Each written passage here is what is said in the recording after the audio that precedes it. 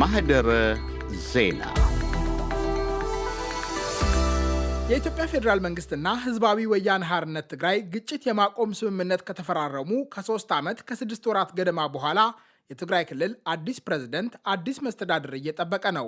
በጳጉሜ 2012 በተካሄደ ምርጫ የተቋቋመው የቀድሞው የትግራይ ክልል ምክር ቤት በመጪዎቹ ቀናት ይሰበሰባል ተብሎ ይጠበቃል። የምክር ቤቱ ወደ ስራ መመለስ የሚሆን የሚያሳልፋቸው ውሳኔዎች የትግራይ ክልልና የኢትዮጵያ ፌዴራል መንግስት ቀጣይ ግንኙነት ምን እንደሚመስል የሚበይኑ ይሆናል። ይህን ምዕራፍ በመቀለ ዩኒቨርሲቲ የፖለቲካ ሳይንስና ስትራቴጂክ ጥናት ትምህርት ክፍል መምህር የሆኑት ዶክተር ሚካኤለ ክህሽን የመጨረሻ ማስጠንቀቂያ ሲሉ ይገልጹታል። ፒኤልኤፍም እያለ ያለው ከፌዴራል መንግስት ጋር ያለኝን በፕሪቶሪያ የሚያሳስረኝን በሙሉ ተቋርጠዋል። የፌዴራል መንግስት አፍርሰዋል። ስለዚህ የተመረጠ ህጋዊ ምክር ቤት እመልሳለሁ ነው እያለ ያለው። ስለዚህ ይሄ በሚሆንበት ጊዜ ጦርነት የመጀመሩ ሁኔታ ከፍተኛ ነው ይመስለኛል። ማለት ፕሮባቢሊቱ ሀይ ነው ብዬ ነው የማስበው። ከጦርነቱ በፊት የነበረው ሁኔታ አሁን በቀጥታ እየተስተዋለ ነው ያለው። ለምሳሌ ህወሓት ጊዜያዊ አስተዳደሩ የማስወገድ የማፍረስና የራሱ መንግስት ለማቋቋም የሚሞክር ከሆነ የህገ መንግስታዊ ጥሰት ነው ብሎ ነው የሚፈርጀው የሚመስለኝና ስለዚህ የፌዴራል መንግስት የጣልቃ ገብነት ሊኖረው ይችላል። አንደኛ አሁን ህወሓት ማቋቋም የሚችለውን ህጋዊ የሆነ መንግስት የለም ብሎ ነው የሚያስበውና ስለዚህ ሂዶ ህጋዊ መሰረት የሌለው መንግስት ስለሚሆን በትግራይ ክልል የሚቋቋም በህወሓት የሚያቋቁመው መንግስት ሂዶ ወደ ጦርነት ነው መጀመር የምችለው ነው። ስለዚህ የፌዴራል መንግስቱና የህወሓት ጦርነት የማይቀር ነው ይመስለኝ በእኔ አመለካከት። የኢትዮጵያ ፌዴራል መንግስት ህገወጥ ብሎ የፈረጀው የትግራይ ክልል ምርጫ የተካሄደው ጳጉሜ 4 ቀን 2012 ነበር።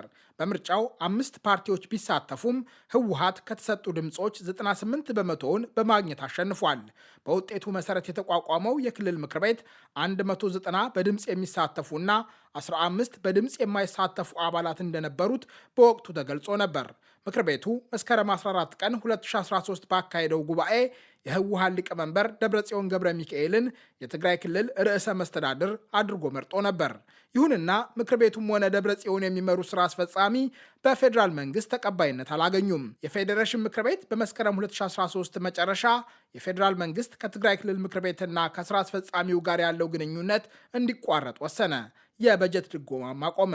ህወሓት ከ6 ዓመታት ገደማ በፊት በተካሄደ ምርጫ የተመሰረተው የትግራይ ክልል ምክር ቤት ወደ ስራ እንዲመለስ መወሰኑን በይፋ ያሳወቀው የፓርቲው ማዕከላዊ ኮሚቴ ሚያዝያ 7ና 8 ካካሄደው ስብሰባ በኋላ ነበር።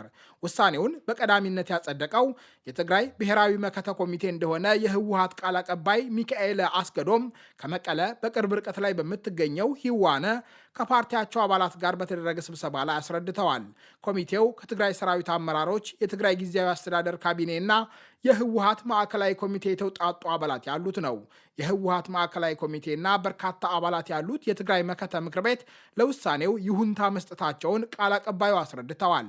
መቀለና ሂዋንን ጨምሮ የህወሓት ከፍተኛ አመራሮች ባለፉት ሳምንታት በተለያዩ የትግራይ ከተሞች ባካሄዷቸው ውይይቶች የውሳኔውን አንድምታና አስፈላጊነት ለፓርቲው አባላት፣ ለነዋሪዎችና ለመንግስት ሰራተኞች ሲያስረዱ ሰንብተዋል። በትግራይ ጊዜያዊ አስተዳደር ስር ከሚገኙ የመንግስት ተቋማት ሰራተኞች ጋር በተደረገ ውይይት የህወሓት ስራ አስፈጻሚ ኮሚቴ አባል የሆኑት ተክላይ ገብረ መድህን ፓርቲያቸው ከፌዴራል መንግስት ጋር የፈረመው ግጭት የማቆም ስምምነት በመፍረሱ የጊዜያዊ አስተዳደሩ ህልውና እንዳበቃ ሲናገሩ ተደምጧል። ፌዴራል መንግስት ዱዓው አብሉ አፍሪስ ወላ ሀለ ሙኻና ፈለጥና ማለት ፌዴራል መንግስት አፍርሶታል። አሁን ዝም ብሎ እሱን ይዞ መሄድ አይቻልም። እሱን ይዘን መሄድ አንችልም። እንዳለነው ሆነንም መሄድ አንችልም። የፕሪቶሪያ ውል የለም፣ ፈርሷል። ራሳችንን የሚያዳክም አሬንጅመንት ይዞ መሄድ አይጠቅመንም። አሁን እኛን ሊያጠናክር የሚችል አሬንጅመንት መያዝ ያስፈልገናል። ይህን ለማድረግ የፕሪቶሪያ ውል የለም ካልን የፕሪቶሪያ ውልድ የሆነው ደግሞ ጊዜያዊ አስተዳደር ነው። ጊዜያዊ አስተዳደር የፕሪቶሪያ ውልን ተከትሎ የመጣ ነው። ስለዚህ ይሄ ወዲያው ነው ማለት ነው። የፕሪቶሪያ ውል ፈርሷል፣ የለም። ይህን ተቀብለን እንቀጥል ከተባለ ያው ጊዜያዊ አስተዳደሩም የዚያ አሬንጅመንት ነው። የእሱ አሬንጅመንት ስለሆነ የለም፣ ሊኖር አይችልም።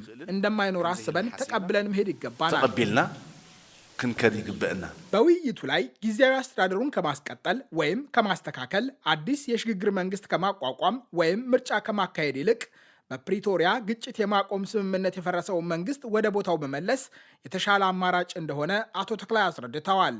ውሳኔው የተሻለ አማራጭ ተደርጎ የተወሰደው ምክር ቤቱ ህጋዊ በመሆኑና ህዝባዊ ተቀባይነት ስላለው በመሆኑ እንደሆነ አቶ ተክላይ ሲናገሩ ተደምጧል።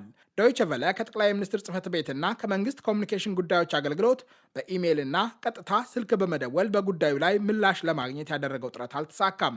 የትግራይ ክልል አመራሮች ከኤርትራና በአማራ ክልል ከሚንቀሳቀሰው ፋኖ ጋር ግንኙነት እንዳላቸው የፌዴራል መንግስት ማረጋገጫ እንዳለው ማስታወቁን ባለፈው ሳምንት የፈረንሳይ ዜና አገልግሎት ዘግቧል።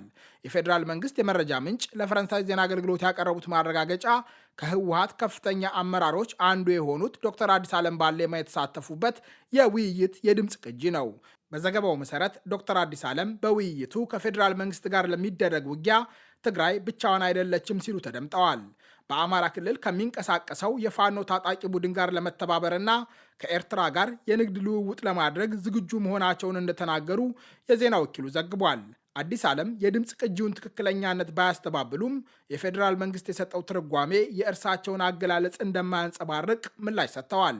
ፓርቲያቸው አሁንም ለሰላምና መረጋጋት ሙሉ በሙሉ ቁርጠኛ እንደሆነም ገልጸዋል። አምባሳደር አዲስ ዓለምን ጨምሮ የህወሓትና የትግራይ ሰራዊት ከፍተኛ አመራሮች ባለፉት ሳምንታት የሚሰጧቸው አስተያየቶች ህወሓት ከፌዴራል መንግስት ጋር ከተፈራረመው ግጭት የማቆም ስምምነት በይፋ ራሱን ማራቅ እንደመረጠ የሚጠቁሙ ናቸው። ስማቸው እንዳይገለጽ የፈለጉ የትግራይን ፖለቲካ በቅርብ የሚከታተሉ አንድ የመቀለ ነዋሪ ውይይቶቹ በመጪዎቹ ወራት ምን ሊከሰት እንደሚችል ጥቆማ ሰጥቷቸዋል። ለምሳሌ አንድ ከፍተኛ ጦር አመራር ከክረምት በፊት ትዕግስታችን አልቋል፣ ሁሉም ነገር እንጨርሳለን ያለበት ሁኔታ አለ። አንድ ሁለተኛ ከውጊያ በፊት ሊደረጉ የሚችሉ ፕሪፓሬሽኖች ከትግራይ ኃይል ውጭ ያሉ ኢንቲቲዎች ጋር ያለው ግንኙነትም የሚያመላክተው እሱን ነው። ጽምዶም ምንም የተባለ የቆየው ማለት ነው። መድረኮቹ ላይም ስታያቸው ንግግሩ መከተ ማለት ምክር ቤታችንን በመመለስ ሬዚስታንሳችን እናስቀጥላለን ነው የሚለው። ጭርሖም እንደሚባል መፈክሩ ቴማዊ የነበረው ማለት ነው። እንድምታዎቹ ወደዛም ሪፍሌክት የሚያደርጉ ናቸው። በየመድረኩ የነበሩት ንግግሮችም ስትታዘባቸው በቃ ዘሊስት የምትሰማው ጠላትን ኢንፎርስ አድርገን ነገሮችን ለማስፈጸም ሚስኳልኩሌት ካደረገ ደግሞ ለመቀጠል ነው ዘሊስት ምክንያቱ የምትባለው።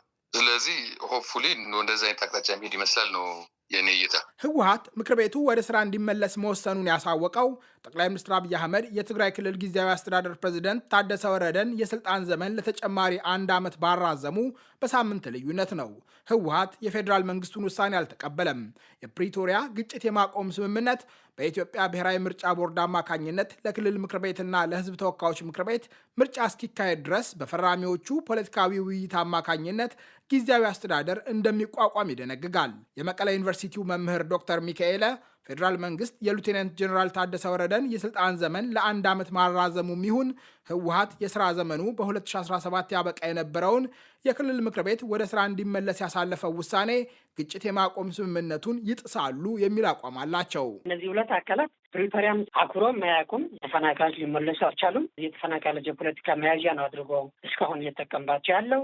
አከራካሪ የተባሉት ቦታዎች በህገ መንግስቱ መፍታት አልቻሉም። ከክልል ውጭ ያሉ ኃይሎች ኤርትራ በሙሉ አልወጣም። የአማራ ኃይሎች በምዕራብ ትግራይ ያሉ በውይይት በህገ መንግስቱ መፍታት እየቻለ ሁለት አካላት ፈቃደኛ አይደሉም። ከዚህ የበለጠ ግን ያላቸው የፖለቲካ ልዩነት በህገ መንግስቱም በፖለቲካል ዲያሎጉን መፍታት አልቻሉም እነዚህ አካላት። ሉቴናንት ጀኔራል ታደሰ ወረደ አቶ ጌታቸው ረዳን ከ1 ዓመት ገደማ በፊት የጊዜያዊ አስተዳደሩ ፕሬዝደንት ሆነው ሲተኩ ልክ እንደ አሁኑ ከፍተኛ ውጥረት ተከስቶ ነበር። የትግራይ ኃይሎች አዛዥ ጭምር የሆኑት ሉቴናንት ጀኔራል ታደሰ ተተኪያቸውን ለመምረጥ ህወሓት ዝግጅት እያደረገ እንደሆነ ባለፈው ሳምንት አረጋግጠዋል። ይሁንና በፓርቲው አካሄድ ደስተኛ አይደሉም። ስልጣን ለማስረከብ እንደሚኖርባቸው ህወሓት ካሳወቀ በኋላ ርዕዮት ከተባለ የማህበራዊ መገናኛ ብዙሃን ጋር ባደረጉት ቃለ መጠይቅ ፌዴራል መንግስት ጣልቃ ሊገባ እንደሚችል ስጋታቸውን ገልጸዋል። የስልጣን ጉዳይን በተመለከተ ግን የማስረክበው ነገር የለኝም ሲሉ ተደምጠዋል።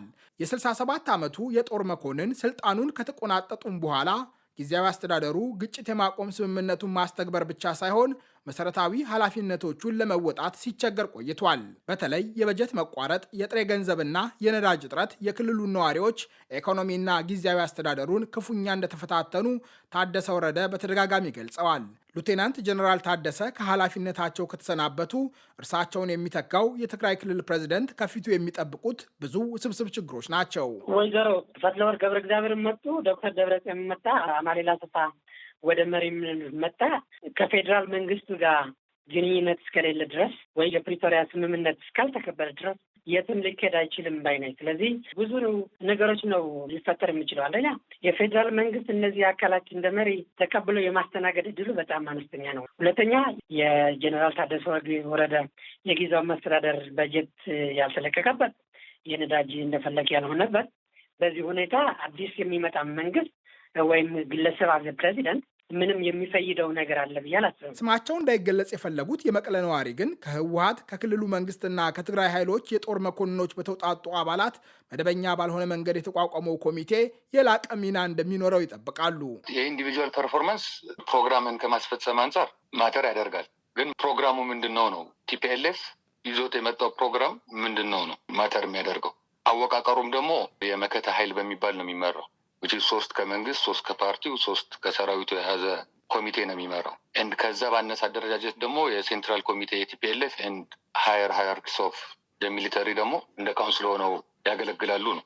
ይሄን ስትራክቸር ይዘህ የሚመጣው ሰው ፕሮግራሙን ያስፈጽመዋል አያስፈጽመው። ፕሮግራሙ ማለት የግጭቱን ውጊያውን ምን ያህል ይመራዋል አይመራውም ነው እንጂ ብዙ ለውጥ የሚኖረው አይመስለኝም። ከጥቅምት 2013 እስከ ጥቅምት 2015 የተካሄደው ጦርነት በስምምነት ከተገታም በኋላ ሌላ ግጭት ሊቀሰቀስ ይችላል የሚል ስጋት ሲፈጠር የአሁኑ የመጀመሪያው አይደለም።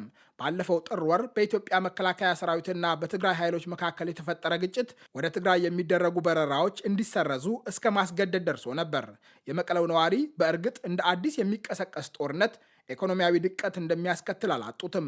ጦርነት መቀስቀሱ እንደማይቀር ስጋት ቢጫናቸውም በንግግር ሊፈታ የሚችለው ግን ፌዴራል መንግስት በግጭት ማቆም ስምምነቱ አተገባበር ረገድ የአቋም ለውጥ ካመጣ ብቻ እንደሆነ ያምናሉ። የፌዴራል መንግስቱ በቅንነት ፕሪቶሪያን የማስፈጸም አዝማሚያ ካሳየ ሊሆን ይችላል። ካልሆነ ግን ተፈናቃዮቹን ከዚህ በኋላ ታገሱን ማለትም አትችልም። እየሞከርን ነው የሚል መልስ ደብረጽዮን እያለም ጌታቸው ወደ ወረደም ከመጣ በኋላ የሰለቹበት ነገር ነው እና አይ ዶንት ቲንክ እንደዛ ቶለራንስ ይኖራል ብዬ አላስብም። በቃ ያዋጣል አያዋጣም የሚለው ላይ ነው ዲስከስ ማድረግ የሚቻለው እንጂ ምን ያህል ኪሳራ ይመጣል፣ በስንት ኪሳራ ያልቃል የሚለውን ነው ዲስከስ ማድረግ የሚቻለው እንጂ የውይይት አቅጣጫዎች የሚሳኩ አይመስለኝም። የህወሓትን አካሄድ የደገፉ የመኖራቸውን ያክል የተቃወሙም አልጠፉም። የጠቅላይ ሚኒስትር አብይ አህመድ የምስራቅ አፍሪካ ጉዳዮች አማካሪ ጌታቸው ረዳ ከጦርነቱ በፊት የነበረው የክልል ምክር ቤት እንዲመለስ ህወሓት ያሳለፈው ውሳኔ ግጭት የማቆም ስምምነቱን የሚጥስ እንደሆነ ገልጸዋል። ሁለተኛ ዙር የሚቀሰቀስ ጦርነት ትግራይን ከማበርታትና መልሶ ከመገንባት ይልቅ ያወድማታል ያሉት ጌታቸው የጥፋቱን ዳፋ እንደቀደመው ጦርነት ሁሉ የሚሸከሙት የትግራይ ወጣቶች እንደሚሆኑ አስጠንቅቀዋል። በትግራይ የሚፈጠር ተጨማሪ ቀውስ ከ2015 ጀምሮ በአማራ ክልል በፌዴራል መንግስትና በፋኖ ታጣቂዎች መካከል በመካሄድ ላይ ከሚገኘው ጦርነት ጋር ተደማምሮ የበለጠ ሊወሳሰብ ይችላል። ለ3 ዓመታት ገደማ ከአማራ ክልልና ከፌዴራል መንግስት የጸጥታ ኃይሎች ጋር ሲዋጉ የቆዩት የፋኖ አደረጃጀቶች ምን አይነት ሚና እንደሚኖራቸው ግን ለጊዜው አይታወቅም። በትግራይ ጦርነት ወቅት ለኢትዮጵያ መንግስት ወግና የተዋጋችው ኤርትራ ግጭት የማቆም ስምምነት ከተፈረመ በኋላ የኃይል አስተላለፏን ቀይራለች። የፕሬዝደንት ኢሳያስ አፈወርቂ መንግስት በፕሪቶሪያው ስምምነት ውስጥ ባለመሳተፉ የኢትዮጵያና የኤርትራ ግንኙነት ሻክሯል። የጠቅላይ ሚኒስትር አብይ አህመድ መንግስት በአሰብ ወደብ ላይ ያነሳው የይገባኛል ጥያቄ የሁለቱን ሀገራት ግንኙነት ወደ ለየለት ፍጥጫ አሸጋግሮታል። በትግራይ አካባቢ የሚነሳው ጦርነት ትግራይ ላይ ብቻ ተወስኖ የሚቀርብ ጦርነት አይደለም። ማለት ከትግራይ ውጭ በአፍሪካ ቀንድ የራሱ ከፍተኛ የሆነ ዞናዊ ቀውስ ነው የሚያመጣው። ሁለተኛ ራውንድ ጦርነቱ ቢነሳ በቀጥታ ከነ ሱዳን ጦርነት ከነ ኤርትራ ጋር ከኢትዮጵያ አማራ ክልል ጋር ያለው ጦርነት በቀጥታ ነው የሚያያዘው። 3 ዓመታት በደፈነው የሱዳን የእርስ በርስ ጦርነት ኢትዮጵያና ኤርትራ በተቃራኒ የተሰለፉ ሆነው ይታያሉ። ኤርትራ በሉቴናንት ጀኔራል አብዱልፋታህ አልቡርሃን የሚመራውን የሱዳን ብሔራዊ ጦር በይፋ ትደግፋለች። የኢትዮጵያ መንግስት የተባበሩት አረብ ኤሚሬቶች በመሐመድ ሐምዳን ደጋሎ ለሚመራው ፈጥኖ ድራሽ ኃይል የምታደርገውን ድጋፍ በማመቻቸት ክስ ቀርቦበታል። የምዕራብ ትግራይ አካባቢ ለኤርትራና ለሱዳን ድንበሮች ያለው ቅርበት እንደዚሁም ስትራቴጂካዊ ጠቀሜታ በአካባቢው ሊቀሰቀስ የሚችልን ጦርነት አስጊ ያደርገዋል። ከህወሓት ውሳኔ በኋላ ያንዣበበው ስጋት ሌሎች አንገብጋቢ ጉዳዮች የበዙበት ቢሆንም የዓለም አቀፉን ማህበረሰብ ትኩረት አላጣም። የአውሮፓ ህብረት በትግራይ ክልል እየተፈጠሩ ያሉ ሁኔታዎች እጅግ አሳሳቢ እንደሆኑ ባለፈው ሳምንት አስታውቋል። ጦርነት ሲቀሰቀስ ያቋረጠውን የበጀት ድጎማ መልሶ የጀመረው ህብረቱ በቃል አቀባዩ በኩል ባወጣው መግለጫ በአፋጣኝ ውጥረቱ እንዲረግብና ግጭት የማቆም ስምምነቱን አደጋ ላይ የሚጥሉ ማንኛውም እርምጃዎች በአስቸኳይ እንዲወገዱ ጥሪ አቅርቧል። ተመሳሳይ ጥሪ ያቀረበው በአዲስ አበባ የሚገኘው የብሪታንያ ኤምባሲ የኢትዮጵያ መንግስትና ህወሓት ወደ ግጭት የማቆም ስምምነቱ ትግበራ ውይይት እንዲመለሱ አሳስቧል። ኤምባሲው በግልጽ የህወሓትን ውሳኔ ባይጠቅስም ግጭት ከማቆም ስምምነቱ መንፈስ ወይም ማዕቀፍ የማይጣጣሙ እርምጃዎችን እንደማይደግፍ አቋሙን ገልጿል። በአሜሪካ ተወካዮች ምክር ቤት የውጭ ግንኙነት ቋሚ ኮሚቴ ምክትል ሰብሳቢ ግሪጎሪ ሚክስ በትግራይ ዳግም ግጭት መቀስቀስ ማንንም አይጠቅምም ሲሉ አስጠንቅቀዋል። ዴሞክራቱ ፖለቲከኛ ህወሓትና የፌዴራል መንግስት በ2015 ወደ ተፈረመው ግጭት የማቆም ስምምነት ትግበራ ፊታቸውን እንዲያዞሩና ውጥረቱን የሚያባብሱ ማናቸውም እርምጃዎችን ከመውሰድ እንዲቆጠቡ አሳስበው ነበር።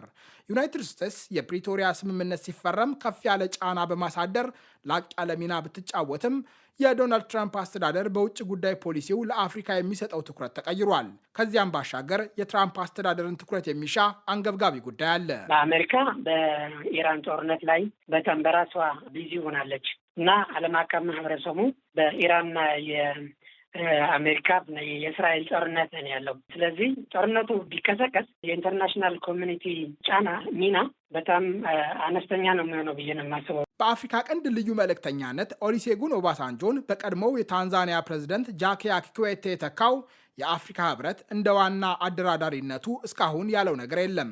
ዶክተር ሚካኤለ ግን ህብረቱ የግጭት ማቆም ስምምነቱን አተገባበር በቅጡ መከታተል እንደሚኖርበት ያምናሉ። ዓለም አቀፉ ማህበረሰብ ሁለተኛ ዙር ጦርነት እንዳይቀሰቀስ ጫና በማሳደር ሚና ቢኖረውም ቀዳሚው ኃላፊነት ግን የኢትዮጵያ መንግስትና የህወሓት ነው። በፋይናንሻል ተጽዕኖም በዲፕሎማሲያዊ ተጽዕኖም የራሳቸው የሆነ ከፍተኛ ጫና ፈጥረው እነዚህ ሁለት አካላት ወደ ጦርነቱ እንዳይጀምሩ ማድረግ ጊዜ ሊሰጠው የማይገባ ነገር ነው ብዬ ነው የማስበው። ነገር ግን በዚህ ሁኔታ ላይ አይበልና ገመች ቀማቱ የኢትዮጵያ ህዝብ ነው፣ ገበት ቀማሹ የትግራይ ህዝብ ነው። ስለዚህ እነዚህ ሁለት አካላት ናቸው ወደ መፍትሄ መምጣት ያለባቸው። አድማጮች፣ ዛሬው መሰናዶ ተጠናቀቀ። ጤና ይስጥልኝ።